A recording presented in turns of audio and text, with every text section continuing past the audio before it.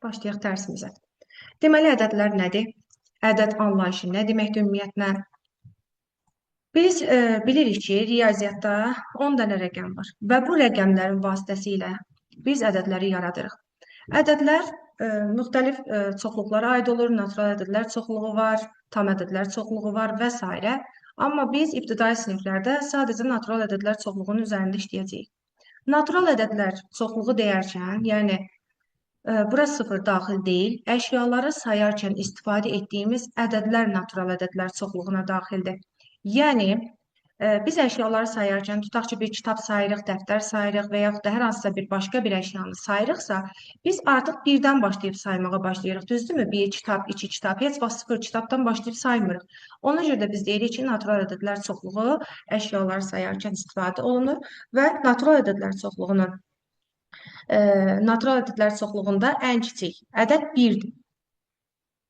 1-dir. Və deməli, natural ədədlər çoxluğunda bizə burada lazım olacaq bir rəqəmli natural ədədlər nə deməkdir, iki rəqəmlilər nə deməkdir? Bildiyimiz kimi rəqəmlər vasitəsilə biz bir rəqəmli, iki rəqəmli və s. natural ədədlər yarada bilirik. Bir rəqəmli natural ədədlərin ən kiçiyi 9-dur, ən böyüyü isə ən kiçiyi 1-dir, ən böyüyü isə 9-dur. İki rəqəmlilərdən isə natural ədədlərdən ən kiçiyi 10, ən böyüyü isə 99 sayılır. Deməli, müəllimlər, natural ədədlər çoxluğunda bir rəqəmlilərdən dedik ki, ən kiçiyi 1, ən böyüyü bir rəqəmlilərdən ən böyüyü 9-dur. Yəni, saylarda 9 saydadır. İki rəqəmli ədədlərdən, yəni iki rəqəmi vasitəsilə yarınanlar ən kiçiyi 10, ən böyüyü 99-dur. Yəni, bunların da sayı 90 qədərdir. Üç rəqəmli natural ədədlər dedikdə, onların ən kiçiyi 100, yəni 99-dan sonra 100 gəldiyinə görə, iki rəqəmlərin ən sonuncusu 99-dur da. Ondan sonra 100 gəldiyinə görə, üç rəqəmlərin ən kiçiyi 100 sayılır, ən böyüyü isə 999. Və bunlar da sayı 9 ədəddir. Yəni, bu şəkildə. Natural ədədlərdən bilirik ki, tək ədədlər var, cüt ədədlər var. Bu tək ədədlər, cüt ədədlərdən danışanda bilirik ki, əgər ədədin sonu tək ədədlə bitirsə, biz ona deyirik ki, bu ədədlər təkdir. Əgər cüt ədədlə bitirsə, biz buna deyirik ki, bu ədədlər cüt ədədlərdir. Məsələn, tutaq ki, hər hansısa bir ədəd götürək, məsələn, 1798. Baxırıq ki, ədədin sonu 8 ilə bitib. Bildiyimizə görə də, deməli, ədədin sonu 2, 4, 6, 8 və 0 ilə bitərsə, biz bunu cüt ədəd deyirik. Deməli, 1798 ədədi cüt olacaq. Və yaxud da tamam başqa bir ədəd götürək. Tutaq ki, 159.745 ədədini götürürük. Burada görürük ki, ədədin sonu 5 ilə bitir. 5 ilə bitirsə, deməli ki, bu ədədimiz də tək ədəd olacaq. Bir də var, müəllimlər, palindrom ədədlər. Palindrom ədədlər də bizə lazım olacaq testlərin içərisində, çünki onlara rast gəlirik. Palindrom ədədlərdə, deməli, onları həm soldan sağa, həm də sağdan sola doğru oxuyanda eyni bir ədəd verir bizə. Məsələn, 141. Məsələn, bax, buna sağdan da sola baxsaq, soldan da sağa baxsaq, yenə də 141-dir. Və yaxud da ola bilər, başqa bir ədəd olsun, 252. Bax, bunlar özləri də palindrom ədədlər sayılır və yaxud da 373 və s. Yəni, bunlardan çoxdur, çox üzərində dayanmayaq. Palindrom sözlər də var. Yəni, elə sözlər var ki, biz onları tərsinə də oxusaq, sağdan sola da oxusaq və yaxud da soldan sağa da oxusaq, eyni söz alınır. Məsələn, ata sözü, ata və tərsinə də oxusaq yenə atadır. Ana sözü və s. İti sözü, iti və s. bu cür sözlər var ki, biz onları oxuduqca tərsinə də oxusaq, soldan sağa da oxusaq, yenə də eyni anlayışı verəcək. Yəni, buna görə də onlara palindrom deyilir. Bəzən də cüzgü ədədlər də deyilir həmin ədədlərə. Natural ədədlərdən bu qədər. Yəni, bax, orada yazılıb ki, ədədin struktur nədir? Ədədin strukturu onun yerləşdiyi yeri nəzərdə tuturlar. Ədədin struktur deyəndə, məsələn, ədəd hansı say sistemində yerləşir? Biz bilirik ki, say sistemləri iki yerə ayrılır. Mövqeyli və mövqeysiz. Yəni, mövqeyli say sistemi bizim indi öyrəndiyimiz, bax, onluq say sistemi mövqeylidir. Çünki ədəd yerindən asılı olaraq müxtəlif necə deyim, mərtəbə qiymətini ifadə edir. Məsələn, tutaq ki, 51-dir. Bir də 15-dir. Bax, bu şəkildə yazaq. Burada 5 təhliyi ifadə edir. Yəni 5 təhliyi göstərir. Amma burada 5 50-ni göstərir. Yəni mərtəbə qiyməti olaraq biz buna 50 deyirik. Yəni 5-in tutduğu mövqedən asılı olaraq qiyməti dəyişdi. Bir də var mövqesiz say sistemi. Mövqesiz say sistemi biz adətən istifadə edirik Roma rəqəmlərindən və deməli Roma rəqəmlərində yerləşdiyi yerdən asılı olmayaraq, onlarda simvollarda, onlarda ədəd deyil. Asılı olmayaraq həmin simvol hansı ədədi ifadə edirsə, elə o ədədi də ifadə eləməkdə davam edir. Yəni, heç dəyişmir. Tutaq ki, bu şəkildə yazılan 10-dur, bilirik ki. Bax, bu şəkildə yazanda 11. Burada yenə də x onu göstərir. Və yaxud da mən bunu bilirik ki, bu Roma rəqəmindən 9 deməkdir. Bu şəkildə yazsam, yenə də burada 10 öz mövqeyində qalmış olur. Yəni, yerin dəyişsə belə 10 öz qiymətini dəyişmir. Ona görə də bunlara mövqeysiz say sistemi deyirlər. Amma bizim istifadə elədiyimizə isə mövqeyli say sistemi deyirlər. Bu şəkildə ümid edirəm ki, bu da aydın oldu.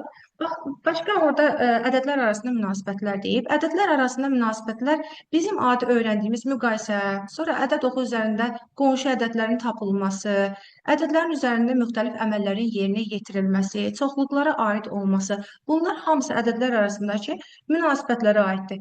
Yəni, burada tutaq ki, deyir ki, hər hansı bir ədədləri müqayisə eləməkdə və yaxud da ki, baxırıq ki, 1745 ədədidir. Deyir ki, məsələn, onunla qonşu olan ədədləri tap, tutaq ki, 1746. Ədəd oxunda irəliyə gedənlər 1746-dır. Bundan geriyə getsə isə 1744-dür. Deməli, həm bu ədədlərə nə deyəcəyik? Qonşu ədədlər deyəcəyik. 1744. Və salam. Yəni, bu ədəd oxu üzərində, bax, bunu bu şəkildə düşünsək, görəcəyik ki, qonşu və qonşu ədədlər özləri də ədədlər arasındakı münasibətlərin içərisində yer alır. Və yaxud da ki, deyir ki, A ədədi B ədədindən böyükdür, B ədədi isə C ədədindən böyükdür. Yəni, bax, bu şəkildə müqayisə elədiyimiz bütün müqayisələr hamısı yenə də ədəd arasında münasibətlərə aiddir. Eyni şəkildə bölmədə, toplamada, çıxmada bunlar hamısı istifadə elədiyimiz, yəni bütün bildiyimiz qaydaların hamısı ədəd münasibətlərinin içərisinə aiddir. Gəldik əsas məsələyə, mərtəbə və sinif anlayışına. Deməli, mərtəbə və sinif anlayışı nədir? Biz bilirik ki, ədədləri yazarkən, məsələn, tutaq ki, deyirəm, belə bir bizə ədəd verib, 171.345. Bilirik ki, bizim riyaziyyatda ədədlərin özlərinə məxsus mərtəbələri var. Həmin mərtəbələr isə 300 birləşərək sinif əmələ gətirir. Məsələn, burada 5 təylik mərtəbəsində, 4 onluqda, 3 yüzlükdədir, düzdürmü? Bunların üçü bir yerdə bir dənə sinif əmələ gətirir. Bunun adı olur təşkiliklər sinifi. Gəldik. Burada artıq görürük ki, bu təkliklər sinifi bitdi. Burada yeni bir sinif başlayır da. Çünki 3 mərtəbədən sonra artıq yeni bir sinifə keçid eləyirik. Burada artıq minliklər sinifi başlayır. Burada olur minlik, 10 minlik və 100 minlik. Yəni, bu sinifin adı da olur. Bax, bu 3 dənənin adını ayırırıq. Buradan olur minliklər sinifi. Əgər biz bu ədədi biraz daha böyütmüş olsaydıq, tutaq ki, bura bir 3 dənə rəqəm əlavə etmiş olsaydıq, burada artıq nə sinif əmələ gələcəkdir? Minliklər sinifi bitibsə, yeni bir sinifimizin adı milyonluqlardır. Yəni, burada da milyonluq, 10 milyonluq, 100 milyonluq olmaqla 3 mərtəbə birləşərək milyonluq sinifini əmələ gətirəcəkdir. Milyonluq. Yəni, bu şəkildə davam edir. Hər 3 mərtəbədən bir artıq burada milyardlıqlar sinifi başlayır. Milyardlıqlar sinifi başlayır. Milyardlıqdan sonra da trilyonlar başlayır. Deməli, bu şəkildə davam edir. Hər 3 mərtəbədən bir sinif irəliyə doğru gedirik. Bu şəkildə davam eləyir. Biz indi bu ədədlərin üzərində də oxuyaq. Məsələn, bu ədədin oxunuşuna necə təsir göstərir? Baxaq, tutaq ki, bizə verib, belə bir ədəd verib. Biz ədədləri yazarkən mümkün qədər, əgər məsələn, baxırıq 6 rəqəmlidir, deməli, bunu 2 sinifə ayıracaq da. Ona görə bunların biraz arasında məsafə qoyaraq yaza bilərik. Və yaxud da kimsə çaşırsa, nöqtə qoyaraq da yaza bilər. Tutaq ki, 745.007. 745.007-dir. Baxıram ki, mən bunu necə oxudum? Yəni, bax, buradan 3 dənə mərtəbəni ayırdım. Ayırdığım mərtəbənin təhliliklər sinifinə aid olduğunu bilirəm. Təhliliklər sinifinin adı oxunuşda, yəni qeyd olunmur. Amma gəlirəm minliklər sinifinə. Minliklər sinifini artıq tanıyıram da. Mən ki, bu 100 minlikdir, 10 minlikdir, bu da minlik sinfidir. Minliklər, 10 minliklər, 100 minliklər. İndi baxıram ki, burada 7 dənə 100 minlik var. 4 dənə 10 minlik var, 5 dənə minlik var. Yəni burada 745 dənə minliyimiz var. Bu sinif bitəndən sonra 745-in yanından mən 1000 yazsam, asanlıqla bunu oxuya bilərəm. 745.007. Və yaxud da tutaq ki, biraz daha böyük bir ədəd olmuş olsaydı, tutaq ki, 600, buna bir, üzr istəyirəm, xəttimdə biraz pis çıxır.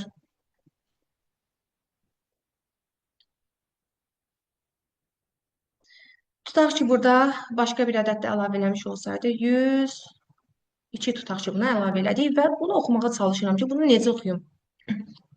Deməli, 745 mini bilirdim. Bilirdim ki, bu minliklər sinfidir. Minliklər sinfindən sonra hansı gəlmiş oldu? Təhliklər sinfi, minliklər sinfi, milyonluqlar sinfi. Deməli, bax, bu 102-də milyona aiddir də, düzdürmü? Mən bunu qısaca belə yazacağım. Milyonluqlar sinfinə aiddir. İndi görün, bunu oxuyanda necə oxuyuruq? 102 milyon 745.007. Bu şəkildə oxuya davam edirik. Və yaxud da yeni bir misal yazaq da. Tutaq ki, 352.045. 352.045. Düzdürmü? Mən bunu necə oxudum? Təhliklər, onluqlar, yüzlüklər sinfi. Bax, buradan ayırdım, nöqtəmi qoydum. Bildim ki, artıq bunlar təhliklərdir. Və yerdə qalan sinfimin minliklər olduğunu bilərək bu şəkildə oxuyuram. 352.045. Və yaxud da tutaq ki, burada bir dənə də milyonluq olmuş olsaydı, 7.352.045. Ümid edirəm ki, bu sizə aydın oldu. Yuxarıda yazdığım şəkildə bəzən deyirlər qısa şəkildə yazılması. Bəzən də elə açıq şəkildə də yazmaq olar bunu, tək-tək sözlərlə, ona da sözlü şəkildə yazmaq deyirlər. Bu şəkildə müəllimlər, deməli ki, indi gələk başqa bir mövzuya. Bəs yaxşı, burada öyrəndik ki, ədəd anlayışı nədir, ədədin strukturu nədir, arasındakı münasibətlərə də toxunduq və biz gəlirik burada artıq mərtəbə sinif anlayışından sonra baxaq görək, bizim mərtəbə vahidimiz nədir, mərtəbə qiyməti nədir və yaxud da ki, mərtəbə vahidlərinin sayı nədir? Bəs bunları necə tapa bilərik? Ən çox müəllimlərin qarışdırdığı məqamlar bunlardır. Tutaq ki, bizə belə bir ən balaca sadə ədəddən başlayacağım ki, sizə də çətin olmasın. Tutaq ki, 345 ədədi verib və 345 ədədində bizdən soruşur ki, 4 rəqəmli, bax bu 4-ün dayandığı yerin mərtəbə vahidi nədir? Mərtəbə vahidi dedikdə 1, 10, 100, 1000, 10.000, 100.000 və s. Bax, bu şəkildə mərtəbə vahidi deyəndə bunlar nəzərdə tutulur. 10, 100, 1000 və s. və s. mərtəbə vahidləridir və onlar nəzərdə tutulur. Yəni, burada mərtəbə vahidi deyirsə, biz artıq bilirik ki, 4 onluqlarda yerləşir. Ona görə də onun mərtəbə vahidi 10-dur. Bəs yaxşı, bu 4 özü nəyi göstərir? Görürük ki, bu 4 onluqlarda yerləşir də, düzdür? Onluqlardan deməli 4 dənədir. 4 dənə onluğu var bunun. Bax, bu həmin o 4 mərtəbə vahidlərinin sayını göstərir. Bəs yaxşı, desə ki, mərtəbə qiyməti nədir? Mərtəbə vahidinin sayını, yəni bu 4-ü, mərtəbənin vahidinə hasili bizə mərtəbə qiymətini verəcək. Yəni, onu 4-ə vursaq, 4-ün mərtəbə qiyməti 40 eləyər. Bir başqa misalın üzərində danışaq. Məsələn, başqa bir misalın üzərində danışaq.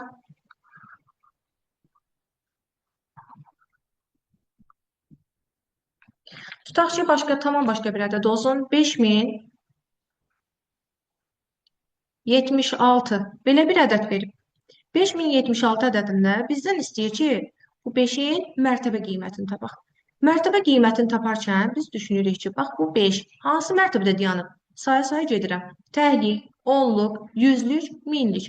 Deməli bu 5-in mərtəbə vahidi 1000-dir. Mərtəbə vahidlərinin sayı 5-dir. 5-in 1000-ə hasili isə mərtəbə qiymətini verəcək. Bu deyilir 5000. Yəni 5000 də olur bizim mərtəbə qiymətimiz. Ümid edirəm ki, müəllimlər, bu da sizin üçün aydın oldu. Və indi istəyirəm ki, testlərə keçək və testlərin üzərində də bunların izahına baxaq. Deməli, bir dənə də son nümunə, onu da qeyd eləmək istəyirəm, ondan sonra keçək. Deməli, müəllimlər, bir də mən bir şey qeyd eləməyi unutdum. Tutaq ki, bizə bir ədəd verir. 56.748 olsun. Belə bir ədəd verir. Deyir ki, bu ədədin İçərisində neçə onluq var, neçə təklik var, neçə yüzlük var, neçə minlik var. Bax, bu cür suallar çox verirlər testlərdə. Müəllimlər, bunu da qarışdırmamaq üçün biz nəyi yadımızda saxlamalıyıq? Bilirik ki, onun bir sıfırı var, düzdür? Yüzün iki sıfırı var, minin üç sıfırı var, 10 minin 4 dənə sıfırı var. Bax, bu şəkildə bunu biliriksə əgər, mərtəbə vahidlərin, sıfırların sayını biliriksə əgər, bu bizim üçün çox asan olacaq. İndi deyəndə ki, 56748 ədədindən neçə təklik var? Yadınızda qalsın ki, ədəd özü nədirsə, içərisində də o qədər təklik var. Tutaq ki, deyək ki, 2-nin neçə dənə təklik var? Əlbəttə ki, 2 dənə təklik. Yəni 1 üstə 1. Bizə 2 vermir, deməli 2 təklik var. Və yaxud da 3-ün içində neçə dənə təklik var? Yəni neçə 1 var? 1 üstə 1 üstə 1, 3 dənə 1 var. Eyni şəkildə də 56748-in içində özü qədər təklik var. Təklik. Gəl indi bəs deyəcəklər ki, bəs bunun onluqlarının sayı necə olsun? Özü sıfırla bitmir. Onluğu necə olacaq?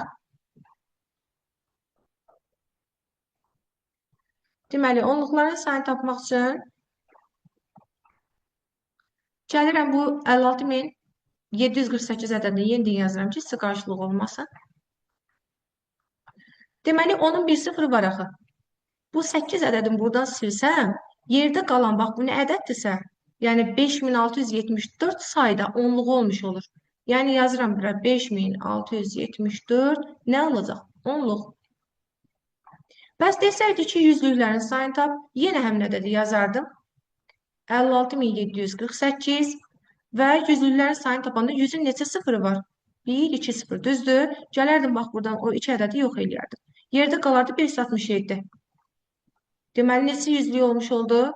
567 yüzlük olmuş oldu. Eyni bu şəkildə. Yəni, sizdən təkliyin sayını soruşsa, ədədin özünü götürəsiniz. Onluğun sayını soruşsa, 1 sıfırını silərsiniz. Yüzlüyü soruşsa, yüzlükdə 2 sıfır var. 2 sıfır silinəcək. Minliyi soruşsa, 3 sıfır silinəcək. Yəni, bax, bunun içərisində 56 dənə minlik var.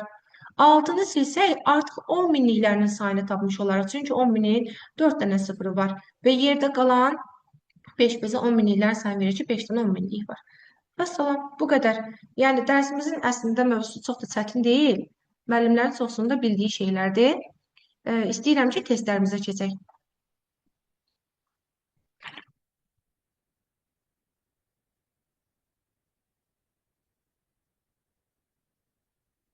Bəli, burada deməli birinci tapşırıqda artıq görürsünüz ki, MHM-in ədəd məsələlərinə götürmüşəm, yəni bəzi hissələrindən istifadə eləmişəm ki, hər mövzudan heç olmasa, hər izah elədiyimdən bir neçəsinə nümunə olsun. 7-ci tapşırıqda deyir ki, 5 milyard 231 min 7 ədədi necə yazılır? 5 milyard 231 min 7 ədədi necə yazılır? Baxırıq bura. Mən bayaq nə demişdim? Demişdim ki, bir-bir ədədləri mərtəbələrə ayırsaq, onda biz onu asanlıqla görə bilərik, düzdürmü? Baxıram A variantına. Burada görürəm ki, bax, təkliklər sinfi var, minliklər var, milyonluqlar da var, milyardlıqlar da var. Məndən nə istəmişdi? 5 milyard 231 min. 5 milyard 231 min 7. Vəssalam, elə A variantı imiş. Baxaq görək, amma o birisi variantlarda bir oxşar cavab varmı? Yazıb ki, 5 milyard. Bax, burada nə baxaq? Təkliklər sinifində 7 var bir dənə. Minliklər sinifində 310. Milyonluqlarda 2 var. Axı, bizim ədədimizin içində 5 milyard 231 min deyir. Milyonluqların adı çəkilməyib, baxı. İndi bu ədədi oxuyanda özünüz də görəcəksiniz ki, burada səhvdir. Burada olur 5 milyard 2 milyon 310 min 7. Amma bizdən istənilən ədəd tamam fərqlidir. Ona görə B-ni götürə bilmərik. Və yaxud da C-yə baxaq. Burada olur 500 milyon 23 min 107. Görürsünüz, C variantı da mümkün deyil. Gəlirik D-yə. Burada yazılıb 5 milyon 231 min 70. Yəni, bizə lazım olan 7 idi, amma burada da 70 olduğuna görə bu ədədi götürə bilmirik. Y variantında da deyir ki, 5 milyon daha doğrusu 5 milyard 23 milyon 107. Bizə yazmışdı amma ki 231 min 7 olsun. Bir saniye bir də baxın buna. Təkliklər sinfi, minliklər sinfi. Bəli, 5 milyard 23 min 107. Bu şəkildə E variantında variantların içərisindən çıxartmış olduq. Gəldik 8-ci tapşırığa. Burada deyir ki 13 milyon 3027 ədədi necə yazılır? 13 milyon 327 ədədi. Deməli, milyonlardan danışırsa, Deməli, mən burada ən azı 13 milyon deyirsiz, 8 dənə xətt çəkməliyəm ki, bunun üzərində mən ədədimin rəqəmlərini rahat-rahat qeyd edeyim. Bu şəkildə də yaza bilərsiniz, müəllimlər. Variantlardan da tapa bilərsiniz. Bu şəkildə də yazaraq tapa bilərsiniz. Tutaq ki, deyir ki, 13 milyon. Düzdürmü? 13 milyonu mən bilirəm ki, bax, bu təhliklər sinifidir. Bu minliklər sinifidir. Bu milyonluqlardır. Və bu 13-ü yazıram, bax bura, milyonluqlara. Yazandan sonra keçirəm minliklərə. Görün minlik veribmi? Yazıb ki, 13 milyon 3027. Bəli, verib. 3000 verib amma. Yəni minliklər sinifinə bir dənə 3 verib. Bir də təhliklər sinifinə 27 ədədin verib. Verib, lap yaxşı. İndi biz bu 27-ni yazırıq bura. Yəni 2 onluq 7 təhlik 27. Və yerdə qalan mərtəbələrə deyərsiniz ki, müəllim, nə yazmaq lazımdır? Əlbəttə ki, 0 yazmaq lazımdır. Çünki bu mərtəbələr bizə verməyib. Vermədiyinə görə, adını çəkmədiyinə görə bunları belə sıfırlaya da bilərik. İstəsək variantlardan asanlıqla tapa bilərik. Cavab eləyəcək müəllimlər. Baxın, D variantı ilə eynidir. 13 milyon 3027. Bu şəkildə. Gəlirik 9-cuya. 9-cu sualda deyir ki, deməli, 9-cu sualda qeyd edir ki, 3 milyon 13 ədədinin rəqəmlərlə yazılışını göstərir. 3 milyon 13 ədədinin və rəqəmlərlə yazılışını necə göstərə bilərəm? Deməli, bayaqki kimi 3 milyon demir. Deməli ki, burada mən 7 rəqəmli bir dənə belə xətt çəksəm, rahatlıqla milyonluğunu göstərə bilərəm. Yenə də özüm üçün ayırıram ki, çaşmayım. Təhliklər sinifi, milliklər sinifi, bir də milyonluqlar. Düzdürmü? Onsuz da 300 milyon deyib. 300 milyon deyibsə, milyonluqların bax, 100 minliklər, daha doğrusu 100 milyonluqlarda da 3 olacaq. Çünki 300 milyon deyib. 300 min yazdı milyonluqlara, 300 milyonum hazırdır. İndi 13 deyib da, 300 milyon 13. 13 deyibsə, artıq gəlirəm, bax, bu 10-luğa 1 yazıram. Təhliyə də 3 yazıram. Çünki 13 ancaq burada alınır da, təklikdən söhbət edir, təhliklər sinifindən. Yerdə qalan bütün mərtəbələri nə edəcəm? 0 yazam. 0, 0, 0 və 0. Yəni, minliklər mərtəbəsi tamamilə boşdur. Özü də görürsünüz ki, təhliklərdə də, minliklər sinifi daha doğrusu tamamilə boşdur. Təhliklər sinifində də sadəcə onluq və təhlik var. Və baxaq görək variantlarımızın arasından hansı bizim doğru variantımızdır? 300 milyon 13. Baxaq görək 300 milyon 13 hansındadır? Mən burada 300 milyon 13 görə bilmədim. Baxım görüm. Təhliklər sinifi, minliklər sinifi, milyonluqlar sinifi. Yəqin ki, burada bir səhvlik gedib variantların arasında. Müəllimlər, burada belə bir 3 yazsaq, 300 milyon 13-ü almış olarıq. Bəli. Keçirik digərinə, növbət məsələyə.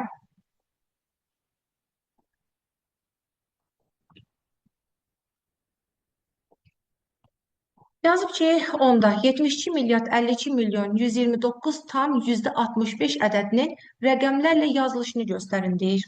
72 milyard 52 milyon 129 tam %65. Baxıram buradakı %65 deyib də, düzdürmü? Bu vergüldən sonra deməli 2 rəqəm olmalıdır. Çünki bax burada onda birlər, 100də birlər və 1000də birlərdir də, bu şəkildə gedir. Yəni mən baxıram ki, burada 1000-dən söhbət getməyib, %65 deyib, düzdürmü? Ona görə birbaşa B variantı buradan ləğv edirik, çıxardırıq. Yəni bu bizə lazım deyil. Gəlirik ikinciyə. Görək C variantı bizə uyğun gələcəkmi? Deməli, istəyirsə A variantına baxaq, sonra C keçək. Burada da yazıb ki, ədədi oxuyuruq. Bax, təhliklər sinifi, minliklər, milyonluqlar, milyardlıqlar. Burada yazıb ki, 7 milyard 205 milyon 200 min 129. Deməli, A variantı buradan çıxdı. Çünki bizdən 72 milyardı axtarır. 72 milyardı baxaq görək, haradadır? Burada yazıb ki, ədədləri yenə 3-3 ayırsaq, daha doğrusu 3-3 siniflərə ayırsaq. Olacaq 72 milyard 52 milyon 129 tam %65. Bəli, cavabımız olur həqiqətən də C variantı. Doğrusu variantlara baxıb siz də yormaq istəmirəm. Gəlirik 11-ə. 11-də deyir ki, 234 milyon 1015 ədədi necə yazılır? 234 milyon 1015 ədədi necə yazılır? Baxaq görək. Bax, burada baxıram ki, milyonluqlardan keçib artıq. Bax, burada təkliklərdir, minliklər, milyonluqlar, milyardlığa keçib. Ona görə A-nı heç götürmürəm. Üstündə işləməyəcəm bunun, çünki vaxt itkisidir. Gəlirəm Y-yə. Y-ni də işləməyəcəm, çünki eyni şəkildə onda da var. B variantına baxsaq, baxırıq ki, 234 milyon deyil. Burada da yenə milyardlıqlar var. B-də getdi. Gəlirik C variantına. C variantına diqqətlə baxmalıyıq. Ya C olacaq, ya D olacaq. Baxaq görək. Yazıb ki, 234 milyon. Düz deyir. Bax, 3 dənə sinifdirmi? 100 dənə sinifdə baxırıq ki, 234 milyonumuz var. İndi nə yazıb burada? 234 milyon 1015 ədədi. 1015. Elə cavabımız əslində C variantı imiş. Çünki baxıram ki, minliklərdə bir dənə minliyimiz var. Yerdə qalanda 15 deyil. Yəni bunu biz artıq oxuya bilirik də 1015. 234 min 1015 və 11-də də C variantı olacaq. Gələk 15-ci suala. Burada özüm mərtəbələrə, siniflərə özüm belə ayırmışam ki, sizin üçün oxumaqda asan olsun. Özümüzdə qarışdırmayaq. Ədədinin oxunuşu necədir? Baxaq, yenə də 3 ayırırıq. Ayırdıq mı siniflərimizi? Baxırıq ki, təkliklər sinifi var, minliklər, milyonluqlar və milyardlıqlar. Oxuyuruq 3 milyard, yəni hər sinifin sonunda özünün adını deyirik. 3 milyard 600 milyon 230 min